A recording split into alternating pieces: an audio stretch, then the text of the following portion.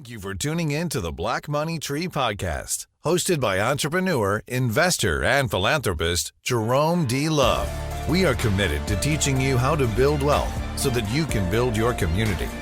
At the Black Money Tree, our goal is to empower wealth creation and create economic self-sufficiency in order to empower generations to come. Society grows great when old men plant trees whose shade they know they shall never enjoy. Powered by Wells Fargo Bank. Welcome to the Black Money Tree Podcast.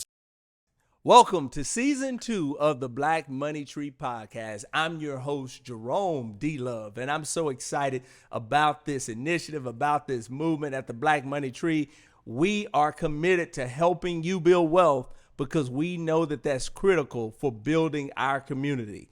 This year, our theme is Boom. Boom is building our own marketplace. You know, they say it's a black boom going on. Look at the statistics. A lot of African Americans were let go, lost their jobs during COVID, and they are now launching their own businesses. So we're providing tools and resources to help them not just start a business, but to stay in business. And I'm really excited about today because there's a lot of different paths to building wealth and starting a successful business. And today we have someone who's an entrepreneur.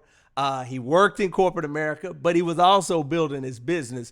One of the most recognizable names and face in the Southern U.S., maybe even nationally, specifically in the area of radio and DJing, we have none other than Mr. Mad Hatta. So thank you, Mad Hatta, for joining us on the Black Money Tree Podcast. I'm glad you mentioned all the statistics about blacks because oftentimes you only see negative statistics as it concerns blacks. Blacks are not doing well financially. Blacks are not doing fine educationally.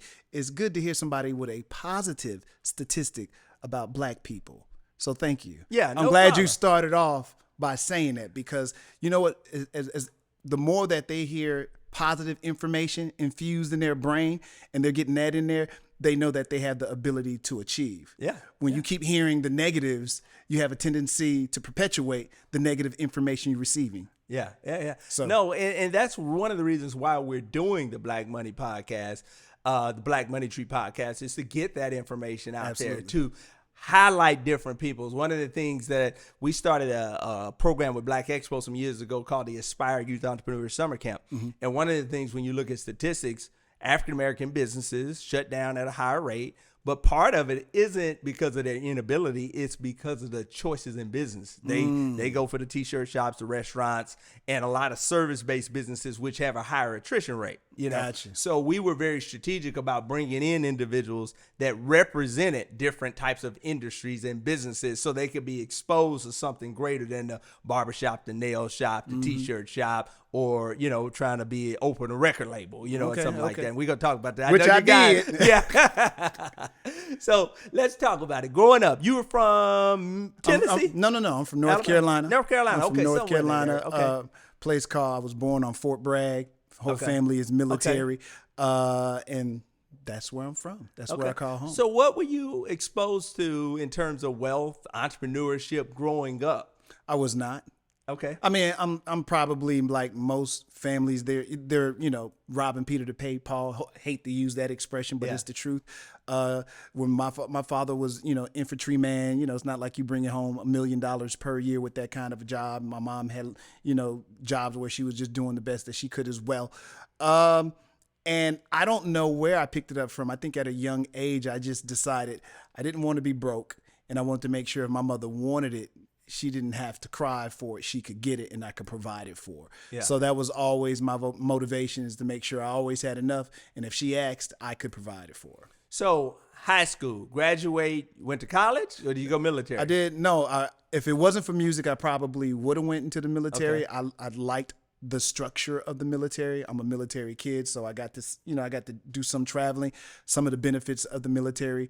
As a child, seeing that coming up, I enjoyed that. So I probably would have went into the military had it not been for music, but I was interested in music and somehow fell into a black university, North Carolina A&T, Aggie Pride, and graduated from there with a bachelor's, obviously in broadcasting, with a minor in business. So interesting fact, I don't think I ever told you this. When I started at the University of Texas, I was an RTF major. Okay. Radio, television, and film. Wow. I wanted to be a DJ. What You stopped did the right me- thing. You did the right thing. They used to have an event called Soul Night.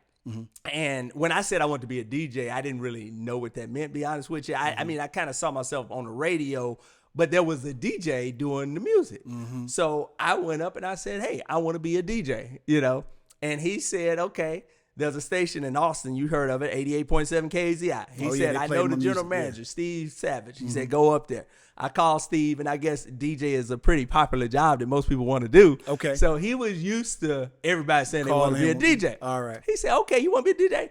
Meet me, whatever the day was, tomorrow morning, 5 a.m. I was there at 5 a.m. Okay. He's like, okay. That's a good start. Then he say, okay, next Monday, be here at 4 a.m. I was there at 4 a.m. Okay. So far, next so good. time, he says, meet me, and he was training me when I was getting in. He started showing. Next time, he say, come in at 5 a.m. I go in at 5 a.m.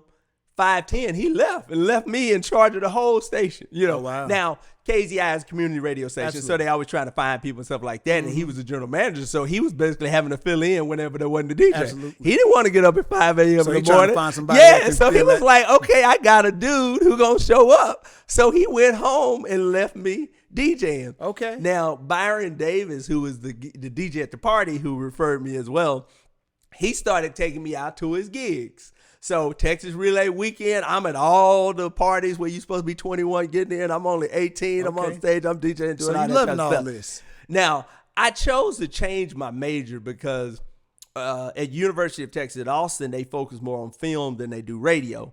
And I was already DJing on the radio station. So I said, I don't need a degree to do what I want to do in radio. I want to be entrepreneurial or something along those lines. So that's kind of why I switched. Now, talk about you. How did you get into the DJing? You broadcast? And Yeah, I was always interested in music from since I can remember being. My mom said when she used to play music in her room, I would bounce to the music, and that would always soothe me.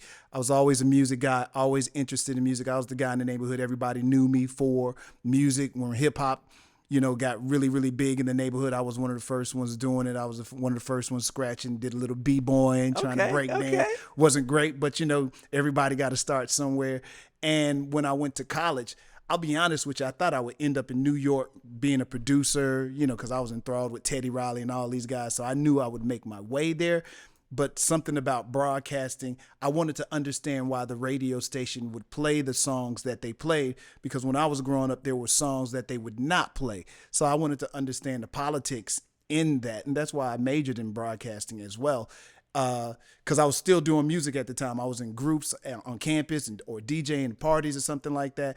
And I kind of just fell into radio and really started like, you know what, I can probably, but it was business for me. Yeah. I didn't look at it as this is a great career. I looked at it as, I bet if the white guys can make a lot of money doing this, I can make just as much, if not more, being black doing this. I was a young guy. I didn't know, but that's what it looked like to me. So unfortunately, I got into it because of my need to make sure that I could make money and take care of my mom. So it always had a money base for me, not fun and all that kind of stuff. Yeah, I love music, wanted to be around it. And that was also part of it too. Sounds bad, but I didn't want to dress up. Like, you're a nice looking guy. You like to dress up. You see me, this is I don't want to dress. A thermal shirt and some shorts is what I wanted to do. So I know I needed to go in an industry that would not necessarily require me to dress up as well. So that was a motive. I know that sounds like a real basic motivation, but I figured I could make a lot of money and dress however I wanted to dress.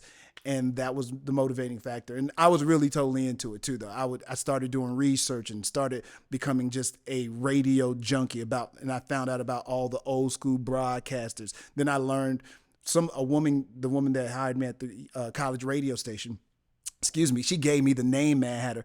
I didn't really want it.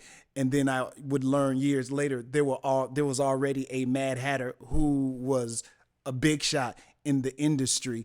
And it was almost like the mafia. I had to get permission to continue on with the name. So why did she, that's interesting. Why did she name because you that? In college, I always wore these Run DMC hats. I was one of those kids, how Linus had a blanket? Yeah. I was, my family was a hat family, which is ironic. I don't have on a hat today. I usually do. But I was just from a hat family, and there was always a hat on my head. I was as bad as there was hats I would take showers in, hats just for the cold, hats when I would play basketball, hats. Okay. It was over the top. So I think Okay. people thought something was wrong with my head. I was just really a hat person. So she was like, she noticed this immediately, like, you should call yourself the Mad Hatter. I'm like, that's dumb. And she said, if you do that though, I could actually probably consider putting you on the air. I'm like, wait a minute now, that wasn't the goal here. Yeah. But if you're gonna give me some radio time and I can play the music that I want to play, I'm all in on this thing. So she gave me that name, and then it kind of moved really fast, my career.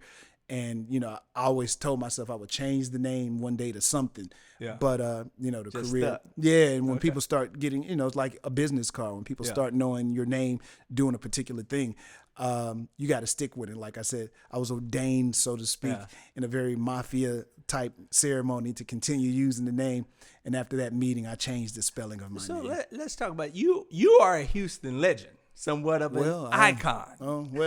If How did you make your way to Houston? Because when you say hip hop, Houston, Texas, Mad Hatta is right there with Ghetto Boys. Well, thank you. That's nice of you to say. I can't say that, but if you say it, I'll take it and run with it. But I got here, I was always, like I said, I was a radio fanatic.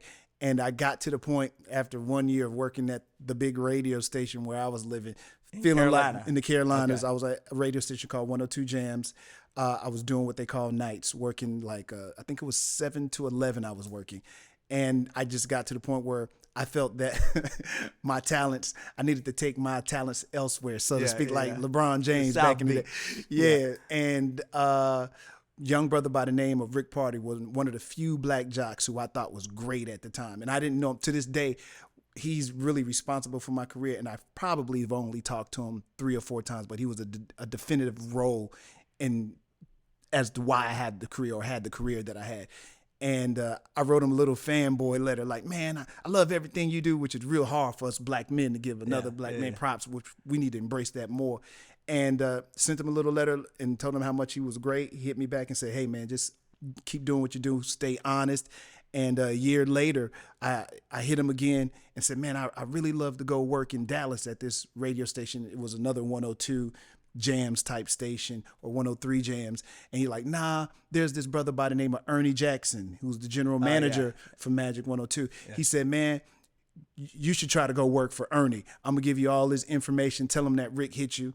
I sent Ernie this crazy package, wrapped it up like it was a Christmas present, did a crazy video of me working on the air, did my resume like it was a newspaper.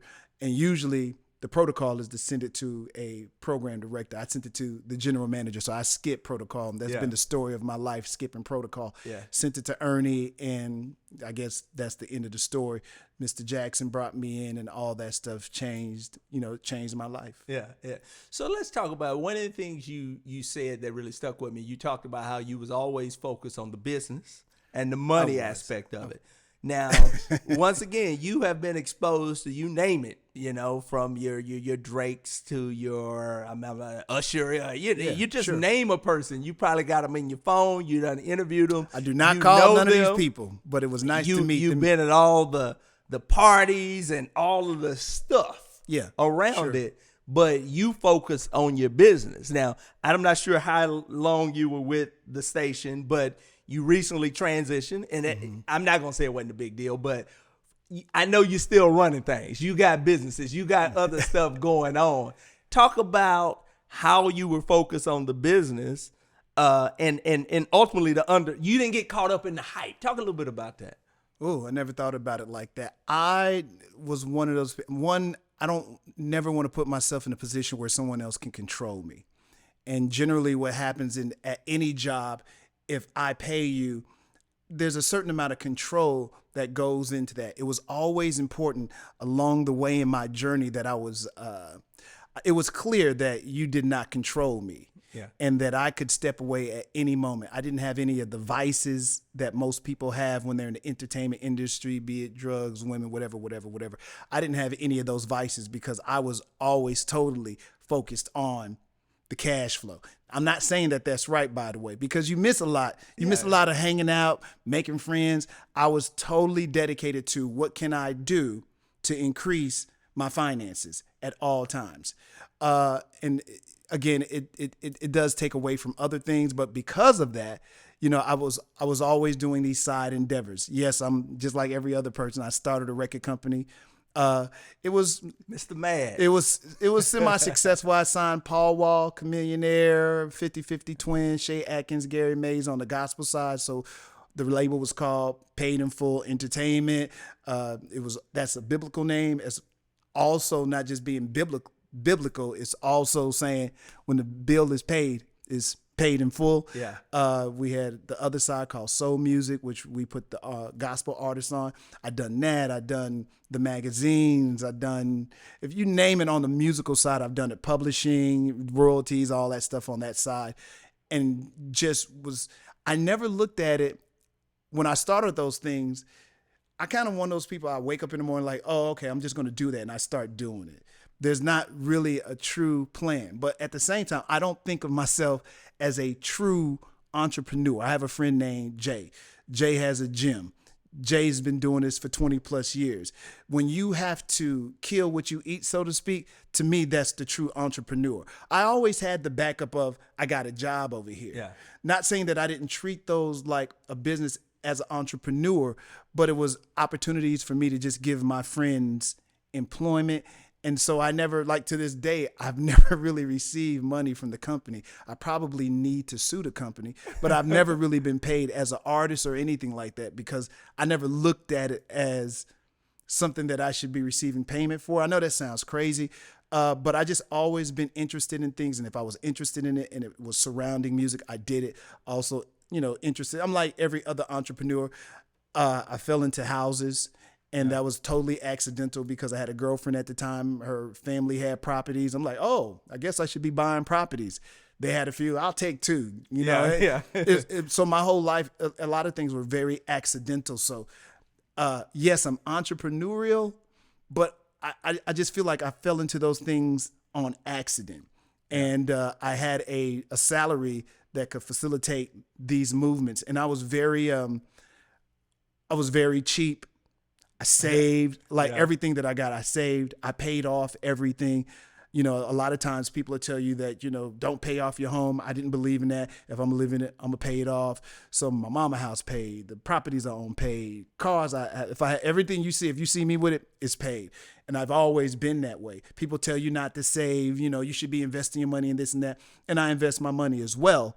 All this is accidental though. I've never went to some money management person or something like that. It just seemed like, oh, let me get some Apple stock. If I use it, whatever that watch is, whatever this equipment is, I looked at the name brands and let me look and see how it's happening, what's popping on their stocks. Oh, they got this saved up. They've been doing this for the last 2, 3, 4 years. And I would just invest it. I don't know why, sir. The answer, Mr. Love, I don't know why. Yeah. It was all this is accidental. But again, I don't feel like I'm a true entrepreneur. That's a person to me. You wake up in the morning, there's nothing for you to fall back on. There is no job for you to fall back on. You're totally doing it because this is a feeling that you got in the pit of your stomach. I don't care if it is the gym or the record label or whatever it is. You just have this dream. You have to do it. Yeah. And the only way for you to survive is, and I call it, you know, you have to kill what you eat. Yeah. And if you don't, you starve. Yeah. So I always admire the entrepreneurs. Yeah. Particularly all entrepreneurs, but particularly Black entrepreneurs, because it's actually harder. You know, not only do you need to, you might have to get the bank to give you money. Most of us don't have the opportunity to go to a bank and get that money because you like, I have a dream. I have no collateral, but I need about $50,000 to get started. Yeah. The bank is going to look at you like, bro, we can't help you. Yeah. You know, so the folks that have done that and have been successful, and even those that have been unsuccessful, I still take off my hat and I salute them, because just to have the courage to step out of your space and say, I'm going for it, I just think that's big, man. So I love all entrepreneurs, man. Just to be able to do that is big. Well, and let me just say this. First off, you are an entrepreneur. You're an excellent entrepreneur. Now, in terms of the way you explain it, I get what you're saying. And, you know, I've always been jealous of people like you. I've never had that savings. I've never had that income. Everything I've done has been jumping out the airplane and just. And that's why. And that's why I salute you, man. That's why I salute you, man. But let me just tell you this. I remember the first year we did Black Expo. And we had 200 some vendors, the mayors there, all these people, and I'm in there. And I really don't know how I did it. You know what I'm saying? It was just pure aggression and hustle. Yeah. I didn't have an MBA, didn't really have a solid plan. And I didn't feel like, it's just going to sound weird. It was like, I didn't do this. You know, it was like I was, so-and-so helped me. This person helped. And it wasn't until my pastor looked, he said, Jerome, I don't care if you don't make one dime. You have done something amazing. You brought this whole city together. You got hundreds of business. You know how many people have tried to do something like this? Yeah. And you did it first shot, not even living in the city. I lived in Austin at the time. Oh, really? I was moving to Houston at the time. Wow, that's big. So, and bottom line, I had to embrace and claim, you know, kind of, oh man, I am an entrepreneur. You know, I wouldn't even have known that if you had not told me. Yeah. Because Yeah. again, you have to come through with a certain amount of confidence to make me believe that you can execute what you said that you're trying to execute. So I wouldn't have known that because you've always held yourself in such a way that I didn't doubt that you were doing or going to do what you said you was going to do. Well, so it's funny to hear that at this point. The part of the reason I say that is you said you fell into things. So let me tell you another story. So how did I start the Black Expo? I was in real estate. Very first house that I sold in real estate was by a wealthy white man, 48, 49. I was 24. Wow. He just called me one day and says, man, I really like the way you operate. He said, if you ever have any business deals, I'll put up the money and you do the legwork. He gave me $42,000 on a handshake, a white man. And that's how I started Black Expo. Now, I can say I fell into that, but no, your character. Exactly. It was your character. He said, I like the way you operate. You always return your work ethic, da-da-da. So I'm saying that to say the stuff you say you fell into. I'm jealous of you because somebody has to see something. One, and this is the part that I missed out on, still to this day, and I wish I had one, a mentor. Somebody has to believe that you can. You understand what I'm saying? Yeah. And if you don't usually have somebody above you that can see something in you, and that's in every organization. That's if you work for somebody else. I wouldn't have achieved all that I've achieved in radio if there wouldn't higher ups that believed in my skill set. You understand what I'm saying? Even for me to continue, like when the day came and I quit, trust me, the company wasn't sitting there like cheering, like, all right, we don't got to pay this guy no more. It was like, okay, what do we do now? You know, so I salute them. So you have to have somebody that sees something in you. Like, ain't nobody just giving you 42 because you're a good looking guy and your mouthpiece works pretty good. They actually believe that you can execute what you say you can execute. Now check this out. It was funny some years later because I actually lost that money. Oh, wow. He's a friend of mine to this day. We've done other business deals. He told me some I'm years sure you paid later, him back. Yeah, he got his money back.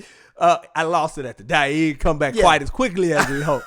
But he tells me some years later, he said, you know, when I told you that, I was thinking real estate because I was his realtor. So he was kind of like, let's go buy some houses, flip some houses. He had no idea I was ready to come and say, how about we start a Black Expo? He didn't know what a Black Expo was. Right. But he believed in me, you know, to your point. So for me, the things that you say you fell into, what happenstance, I would say is that military background, it's your structure, it's your discipline, it's your hustle, it's your work ethic that led you down to that path. It may seem like you fell into it. I'll receive that. I'll receive that. So talk about this. So everybody wants to be famous. Instagram, social media has made it real easy nowadays. But once again, most ain't focused on the money. The finance. What is it for? You don't just want people to know your name, just know your name. You want them to know your name so they can give you a bigger check. So you can monetize the name. So talk about what is the advice you give to someone trying to start a business in the music industry or entertainment to help them to stay focused on building their wealth and not getting caught up in, people know my name. That's a good question. You know what the funny thing is? I never was in this business because I wanted to be famous or be somebody. I never liked that, because I'm kind of, not that I'm private. I just know that my temperament is can be questionable at times. So, when you come from a certain background or the hood, you're just always on guard. Yeah. So every friendly face ain't friendly. So you have to transition that mindset into, hey, you're this person. People like you. So embrace it. If you're in the K Roger and somebody speaks to you, don't, shoulders go back and get ready to go into a fight stance. Yeah. It's a love stance instead. Yeah. It took me a long time to embrace the love aspect of the job. But I would just tell anybody, if you feel something, do it. And watch out for the naysayers as well. There will always, sometimes the naysayers can be your family members. It can be your best friend. I think you just got to do it. Don't worry.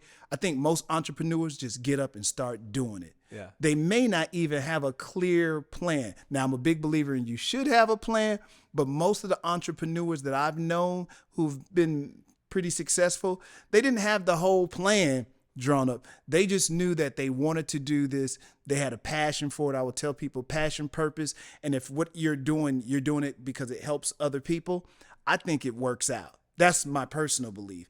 I think sometimes the person who's doing it because you just totally want to be about your money, I think that you will fail. If you're doing something and you can figure out a way for other people to live off of your purpose, a lot of times the money will be found. I don't know why the world operates that way, but it seems to me, just like take Steve Jobs and what he's done at Apple. He found purpose in the stuff that he was making for people. Now he has one of the biggest products, RIP to him, but he has one of the biggest products. We all use his phone.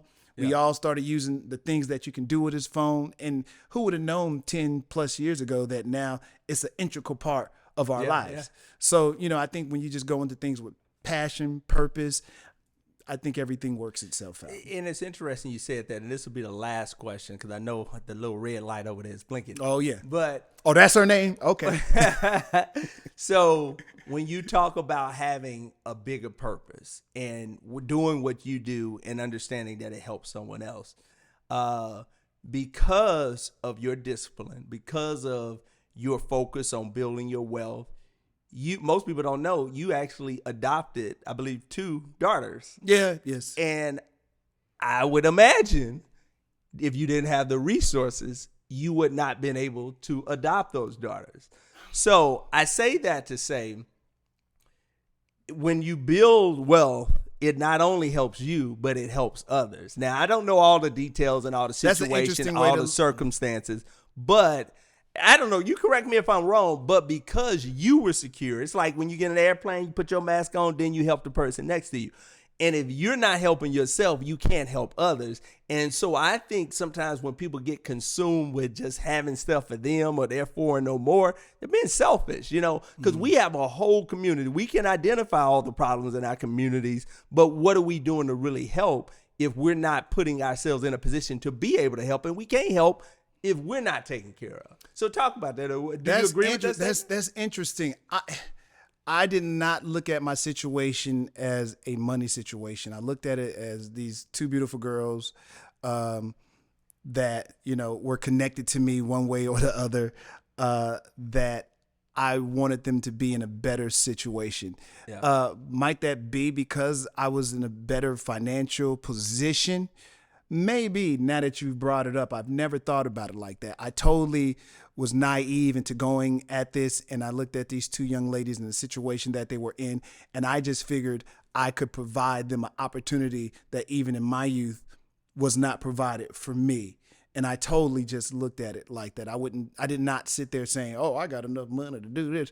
It was really the need to try to change the lives of 2 individuals. So I was totally focused on that. And, they're just like, and, here's the thing. They're just like 2 other teens. They grow up, they start doing their things, and all you can do is hope you instill all the things that you got to instill, and they grow up to be fine human beings, and they are, and I love them both. And I got a son now, and love him to death. He was just born recently. So I waited till after my career where I felt like I could have time to be there. Yeah. the way that I want to be there for my son. And so I'm excited about that. And I'm excited to see what happened to my girls. But I never thought about it like that. But maybe because of my financial situation, I took that Well, on. I think it's kind of like you look at Maslow's hierarchy of needs, you know, actualization, being able to help and fulfill your higher purpose. Well, but it's a pyramid. If you don't take care of your physiological, your safety and belonging needs, all of those things, you can never get there. Absolutely. So it's kind of like expecting a kid to get straight A's at schools when all he hears is gunshots at night. He just concerned about where his next meal coming from and not getting shot. Absolutely. He ain't concerned about his grades. Once you take care of that. So I'm saying that to say, you it probably wasn't even a consideration, but if you were living in an apartment, if you were struggling to eat, it's gonna be where they gonna sleep. How I'm gonna feed them? I can't feed myself. You know? Mr. Love, you probably right. I never thought about the financial side of it. I totally went into it ignorant, thinking from a total love perspective. These are two human beings that I love, and I want to give them every opportunity that I can that's afforded to me to give them an opportunity to go out there and make things happen. Yeah. But now I'm gonna have to drive. When I leave here, I'll be thinking, would I have thought about that situation? I honestly think even if I didn't have the financial capability, I would have figured out a way financially to still do what I did. Yeah. But you've raised a pretty good point. Maybe my thought process on that would have been totally different. Yeah. Yeah. And with my son now, my thought process is I'm in a more stable economic place and I can have this son and afford the ability to be around him and raise him in the way I want to. Yeah. So that also applies for now, I guess, and I never thought of it. Yeah. Yeah. But, you know, it is what it is. Come on, my entrepreneurs, let's work hard. But I appreciate the thought. That's definitely something I'm gonna take away from this. I think in every situation, hopefully, even if being interviewed, you can learn something and even learn something about yourself. You know, the big man in the skies, you know, the purpose is still being, you know, is growing you. So I'm still growing even after all this time. I'm looking for a job. If anybody is looking to hire, still looking for a job. Yeah. Well, congratulations on your you. son. Congratulations on a phenomenal career. Thank you. And I look forward to seeing what's next. So, of course, we social media age. You want to give your handles or what's Absolutely. next? What's the going real on? Mad Hatter. You know, the first thing I learned after I got out of doing what I was doing is that I had a whole bunch of digital real estate. And I didn't know how important it was to be on social media and all that. So sometimes I feel like, I'm still on this because there's people who want to see you win and they're following you because they want to see your wins. They want to see your triumphs.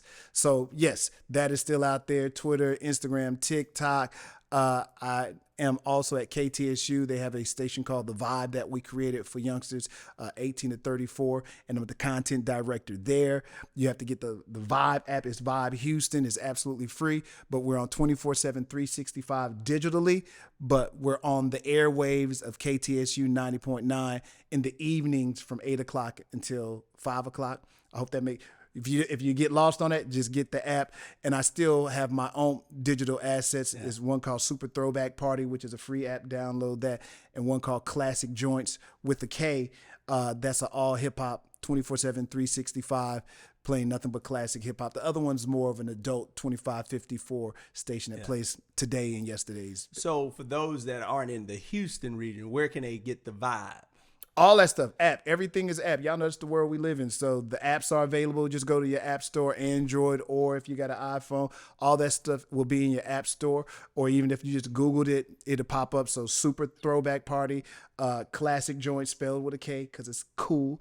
And then The Vibe, and it's Vibe Houston. All of its apps. And always you can follow me on social media. Instagram is The Real Mad Hatter, THE, the MADDHATTA, The Real Mad Hatter. Follow me there, and all my stuff is plugged in right there. But I'm still doing all that, still have the record company, making music, doing a children's book. I'm just always doing something. Oh, wow. But I'm doing a children's book for my son, so I can read him a book telling him his story, so I can start putting the information in his head about him being, ironically, an entrepreneur, because that's what I want him to be. I want him, when he graduates, I want him to have the ability. Generational wealth is what I'm about. And we don't think about that. And as soon as my son was born, I got him an EFT, invest in it every month, because I want his life to be different. I want him, when he gets 18, 19, 20, 21, to be able to say, you know what, Dad? I've been doing this entrepreneurial thing. I love doing that. And if that's what he wants to do, I want to be able to say, cool, do it. Here's some money right here. Travel, see the world, do whatever you want to do. I want him to have options that I never had. And that's what I think we need to start teaching our kids and sending those we need to start creating generational wealth. I don't think that we haven't had the opportunity. I think we do now. So I hope we get better at that. Yeah. And y'all follow me and we can talk more about this kind of stuff. And I appreciate you, Mr. Love, for allowing me to be a part of this. No problem. Thank you. Thank and you congratulations so much. To you as well, too, brother. Thank you so much. I appreciate you. Yes, sir. When I came here to Houston, you opened your arms, rolled out the red carpet, and I really appreciate your support. And we want to thank all of you for tuning in to the Black Money Tree podcast. Our 20-year celebration is going to be June 23rd to the 25th in Houston, Texas. Boom, building our own marketplace. Go to the TexasBlackExpo.com, register, get one of our VIP experience packages. Go to the blackmoneytree.com. We have all kinds of resources that's geared towards helping you build wealth through entrepreneurship and real estate. So we thank you again for tuning in to the Black Money Tree Podcast, Season 2.